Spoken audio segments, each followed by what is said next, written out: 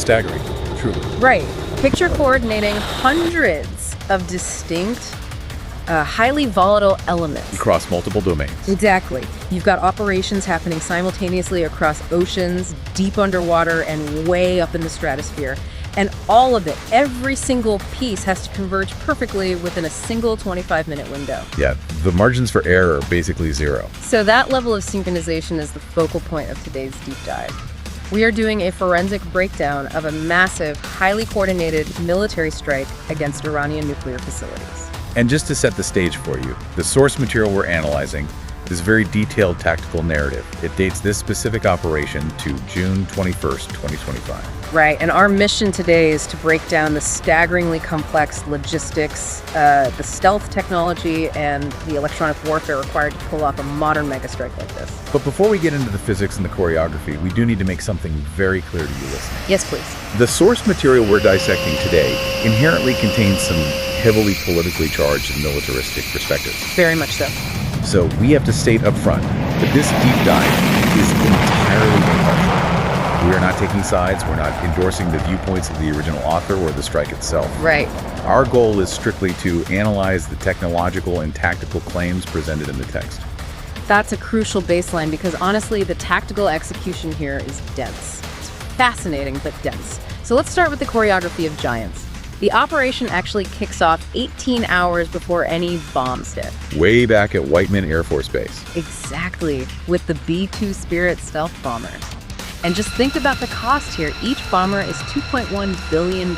Literally worth more than its weight in gold. Yeah, and they are loading each one up with 14 GBU-57 massive ordnance penetrators, MOPs. Which are huge. 30,000-pound bunker busters.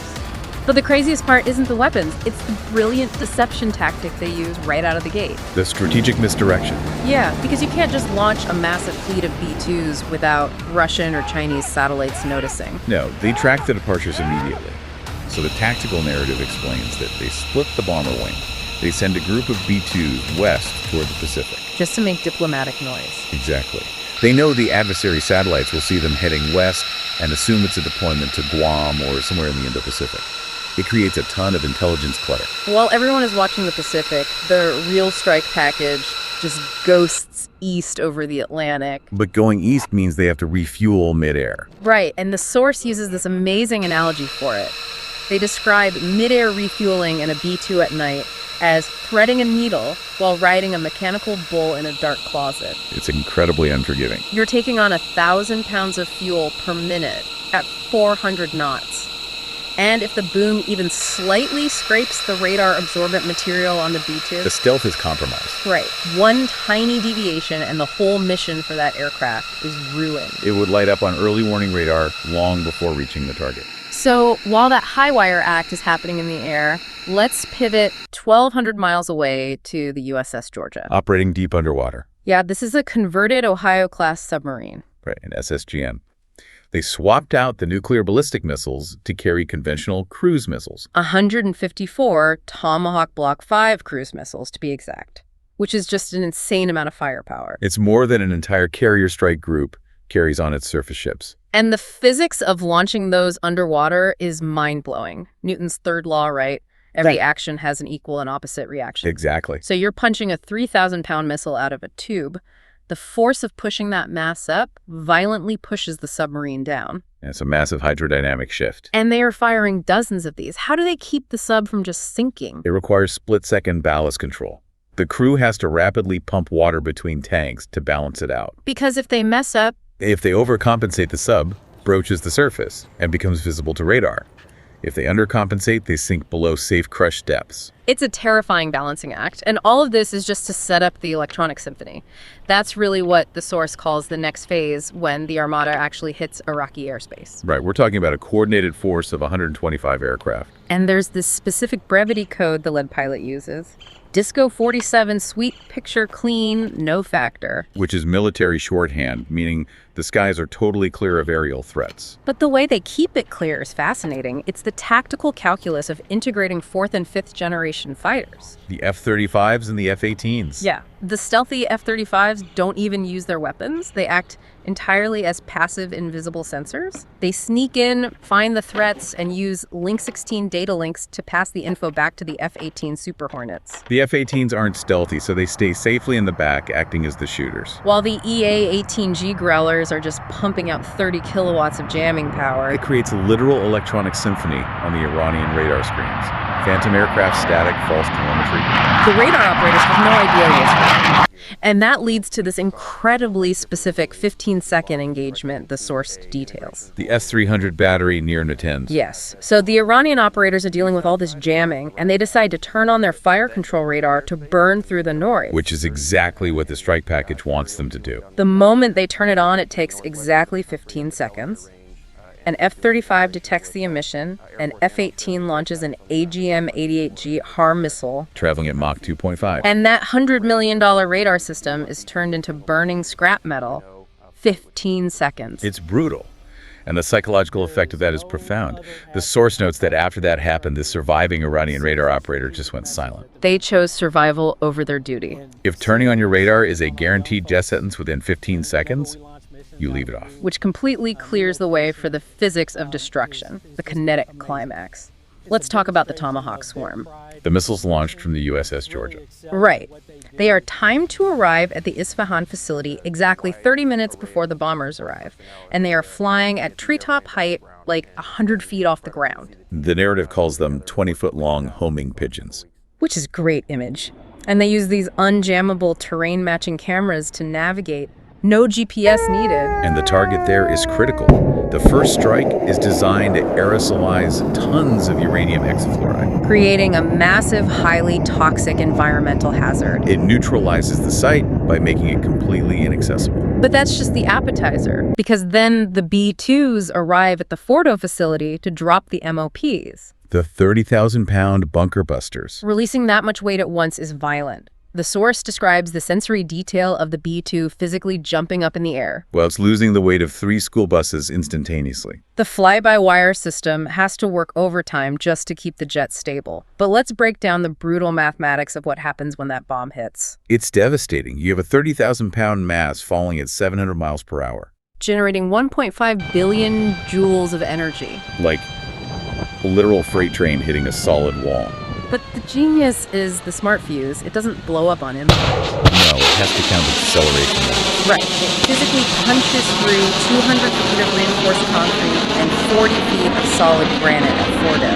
And it only detonates once. It's exactly 180 feet underground. Because detonating underground traps the overpressure wave. The concrete there is rated to withstand 10,000 psi. The bomb subjects it to 100,000 psi, it literally turns structural concrete into powder. And they had a very specific tactic for the Natanz facility as well, right? Yes, the spacing tactic. They dropped 2 MOPs there, but the weapons officers intentionally delayed the release of the second bomb.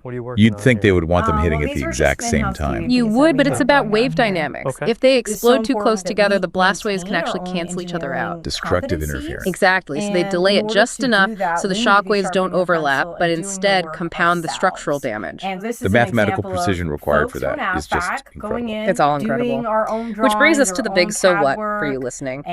The summary of this whole source narrative is staggering. Total time over the target zones. 25 minutes. Every day, 25 minutes to dismantle a fortified national infrastructure. And during that window, not a single coalition missile was shot down. Not one Iranian fighter managed to take off. The nuclear program was effectively neutralized.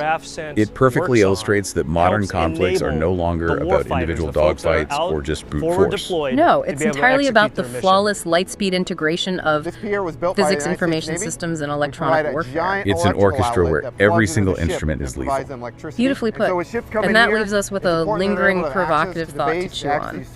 If a military operation of this absolute massive magnitude involving submarines, stealth bombers, and space-based satellites can be executed flawlessly and completely invisibly in just 25 minutes, what does the next evolution of deterrence look like? When both sides inevitably possess this level of automated light-speed warfare. Exactly. Is human decision-making even fast enough to participate in the conflicts of tomorrow, or are we just building the machines that will fight faster than we can think?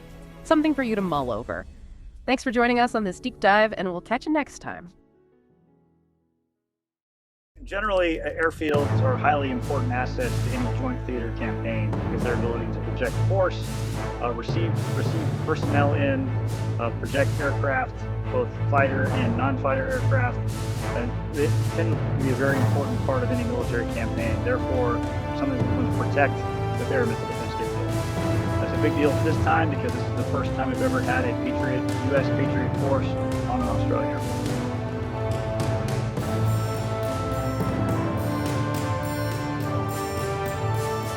While U.S. Patriot forces have been on air bases around the world, both in the United States and in other partner countries, this is the first time we've ever had a U.S. Patriot battery deployed to an Australian Air Force base. A great sign of our partnership with the Australians and the important role this country plays in U.S. priorities. Like the first one to place a Patriot battery on a Australian Air Force airfield, but also the first time we've integrated both Patriot and the Australian Navy airfield system under a combined air missile capabilities. Well, obviously we're a long way from home station, so it requires a significant amount of lift assets to get us where we're going, whether that's surface moved by vessel, the ocean, or by air. We have to work to coordinate frequencies with radars. We have to work to coordinate, as I said before, the life support and how we fit within the operational command structure here. A lot goes into it, but again, it's a great opportunity for us to work with our partners across the joint combined force to make this mission happen. Full operation has been a great example of what makes the United States and its allies the greatest team in the world. No one of us can do this mission alone. It requires all of us to work together, and this exercise here at Talisman Sabre, specific case of taking a Patriot battery here, has been a great example of why the U.S. and its partners are such great.